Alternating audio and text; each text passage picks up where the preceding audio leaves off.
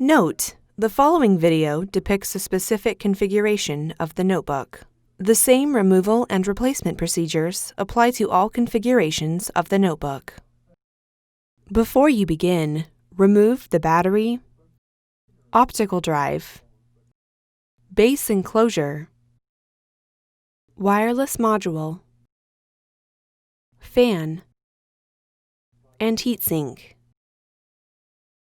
Removal: disconnect the right speaker cable from its connector on the system board. Remove the two 5mm P1 Phillips head screws that secure the right speaker to the system board and top cover. Lift the right speaker off of the alignment pins on the top cover and remove. Replacement: place the right speaker onto the alignment pins on the top cover. Replace the two 5mm P1 Phillips head screws that secure the right speaker to the system board and top cover.